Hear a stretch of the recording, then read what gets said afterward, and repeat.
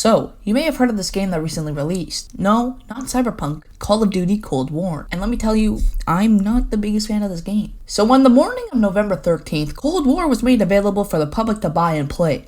I was one of those lunatics that pre-ordered the game having high expectations and wanting the game as fast as possible. Now that the game has been out for almost a month now at the time of writing this, I have had a good taste of what the game has to offer. And let me tell you, I was and still am disappointed. This is just my opinion, so don't get your dick tied in a knot if we don't share the same opinion. Spoilers for the campaign. The campaign in Cold War is definitely not the best campaign from a COD game I've ever seen, but it is still super enjoyable and I loved every second of it. The first thing you see of the campaign is a cutscene with Spirit of the Sky playing, and I love the scene. It's just really enjoyable. How can you not enjoy Spirit of the Sky? The characters in the campaign are really cool. We get to see the return of Woods, Mason, and Hudson, which got me really excited when the first gameplay trailer came out. Other new characters include Adler, Park, Sims, and Lazar. They all make great new additions to the world. I like how you get to know more about the characters through the safe house levels. You are able to approach them and ask them multiple questions, which builds their character. The villain, who goes by Perseus, is an actual person who is an alleged Soviet spy. I wish we could have seen more of him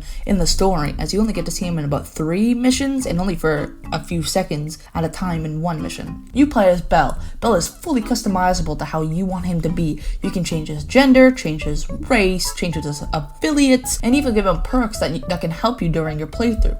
Bell used to work for the main villain Perseus before being brainwashed by Adler and his team to join them. The last 2 missions show you through a flashback how Adler found Bell and how he recruited Bell. Bell is a fun main character that I enjoy playing as. Cold War's missions were great, with more choose your own adventure style through the game makes it more replayable. Similar to Black Ops 2, there are different endings depending on what choices you make during your playthrough. The mission count stands at a total of 16 missions. Not all you will be able to play in your first playthrough, but yet again, you can just replace the missions to unlock those missing missions. My favorite mission by far is when you play as an undercover spy in a Soviet base. It was so much fun to play for the first time. If you have Cold War, I suggest playing this mission if you haven't already. On some missions, you were able to play as Mason with the help of Woods. These missions gave me a ton of joy. Being able to play as Mason doesn't add a whole lot to the story, but it sure as hell was a lot of fun. Overall, I would give the campaign an 8 out of 10. Not my favorite campaign ever, that spot goes to Black Ops 2,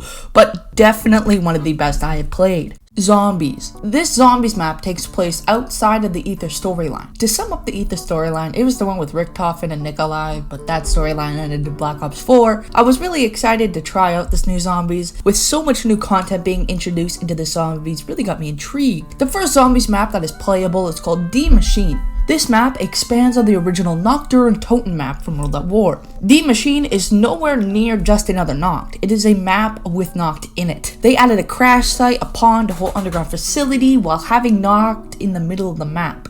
At many times, I forgot Noct is even in the map at all because of how little you are usually in it. Especially on the Easter egg, you were only in Noct for the last step before the boss fight, and that's it. I really like that about this map. It isn't another Noct remaster. It expands on what Noct is. The Easter egg in Die Maschine is really fun, but easy. I feel like it wasn't as challenging as previous Easter eggs, but not so challenging that I needed a team of the best players to complete. The steps were easy to remember and understand. I never felt a wave of relief once I completed a step because they were not ridiculously difficult. The story in the Easter egg is cool. You give a body to this guy called Orlov and give him this photo of him and his family from when he was human. After remembering who his family was, he starts to shut down the facility and you have to protect them. Plain and simple story. The steps were a lot of fun. Some kinda weird, but still fun. Pretty straightforward. That's why I like this Easter egg. It's simple and easy to follow. The original perks have returned on this map with Juggernog, Quick Revive, Speed Cola, Stamina Up, Deadshot Daiquiri, and the newest addition, Elemental Pop. Juggernog gives you extra health, Quick Revive revives you quicker, but doesn't revive you on solo anymore. Speed Cola makes your reloading faster, Stamina Up makes you run faster, Deadshot reduces weapon hip fire to spread and moves the aim assist lock on from the body to the head. Elemental Pop gives each bullet fired by the player a spell chance to apply a random ammo mod effect. The good thing about perks now is that you no longer have a 4 perk cap, so you can have every perk available at once on you. With skills, you can upgrade almost everything you can think of with the skills tab. You can upgrade weapon classes, field upgrades, perks, and ammo mods, each to tier 3. It is very useful to upgrade these as soon as you can, so you can have the best chance of survival. As you play through Die Maschine and pass rounds and level up, you get things called Aetherium Crystals. These are used to upgrade your skills. Field upgrades are new to Cold War. Similar to the specialist from Black Ops 4, as when you are in a pinch, these really come in handy. Frost Blast creates a frigid blast of wind that deals frost damage and slows enemies caught inside of it. Energy Mine creates a mine of pure energy that detonates on proximity of enemies dealing explosive damage. Healing Aura summons beams of energy down on yourself and allies to instantly heal you to full health. Aether Shroud phases you into the dark ether for 5 seconds, becoming hidden from enemy detection. Ring of Fire creates a ring of eternal fire that boosts damage for you and allies. Normal enemies who enter getting a burning effect that deals fire damage lasting 15 seconds. I would suggest Aether Shroud if you want to complete the Easter egg, as it makes you invisible to enemies, which can save you if you're almost going down. These field upgrades are really useful in the right situations and make a great new entry to the game.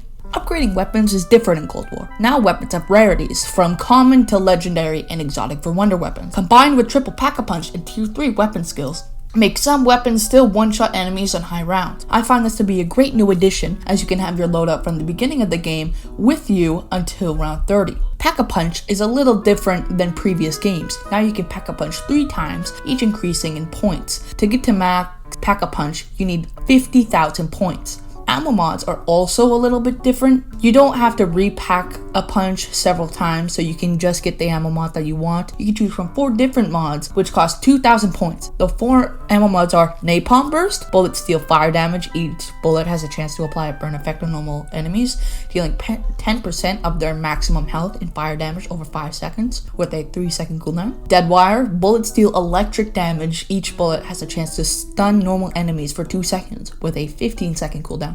Cryo Freeze, bullets deal frost damage. Each bullet has a chance to slow normal enemies by 30% of their run speed for 3 seconds with a 3-second cooldown. Brain Rot, bullets deal toxic damage. Each bullet has a chance to turn a normal enemy to an ally for 15 seconds before dying with a 40-second cooldown. I feel like the upgrading system in this game is really good, and I'm looking forward to more ammo mods in the future. Before you start a match, you are able to create a class with any gun you want. Having blueprints available to use in zombies is really helpful, as it takes the gun you have and gives it attachments you don't have access to. Even though I don't really like the idea of blueprints and having to pay money for them, because you're paying for a weapon camo with attachments exclusively for that gun, they are really useful in zombies and helps level up your weapons faster. I think being able to create and choose a class is a really good idea. I wish I could keep talking about zombies, but there are other things to talk about. Overall, zombies is fun to play. You may not be the biggest fan of zombies or even played it before, but I highly recommend it. I'll give zombies a 9 out of 10. Very fun and enjoyable with a good map at launch, and intriguing Easter egg makes the zombies a lot of fun. I highly recommend playing it if you haven't already. Multiplayer. As much as I hate to say it, multiplayer is my least favorite thing about this game. With broken skill-based matchmaking at launch and not a lot of content, leaves this multiplayer feeling dry, especially since it feels a lot like Modern Warfare from last year. The maps in multiplayer are not great. Consisting of 8 maps at launch and Nuketown being added in only a couple weeks later made the maps feel repetitive and bland. Maps like Garrison, Crossroads, and Checkmate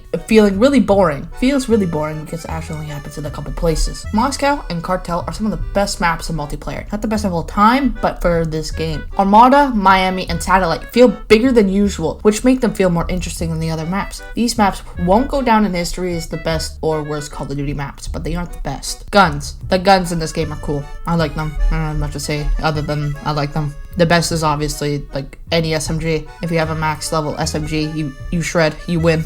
Honestly, I don't have much to say about multiplayer. I play this game for zombies. I don't like this multiplayer. The people that play this multiplayer act like they are playing Warzone, throwing C4 like you're trying to score a 3 in basketball, camping everywhere imaginable, and the overuse of the MP5 makes me not want to play. If you like Modern Warfare's multiplayer, then you will enjoy Cold Wars. They are very similar in multiple ways. It feels like Modern Warfare 2, not 2009 Modern Warfare 2, but if 2019 Modern Warfare were to get a sequel, Cold War would be that sequel. 4 out of 10. Season 1. Season 1 released on December 16th. I feel like the game should have released with Season 1 content. Multiplayer maps have been doubled, new guns, and what I feel most people were excited for was the integration into Warzone, with Cold War guns coming into Warzone basically changes nothing in my opinion. It's cool to have the option to pick up a Cold War gun in Warzone, but I feel that people are still going to be using the Kilo and whatever guns were out in Warzone. I feel like what Season 1 brought to the game should have been in the game from launch. That would have made more people stick around and enjoy it more. I would give Season 1 a 6 out of 10.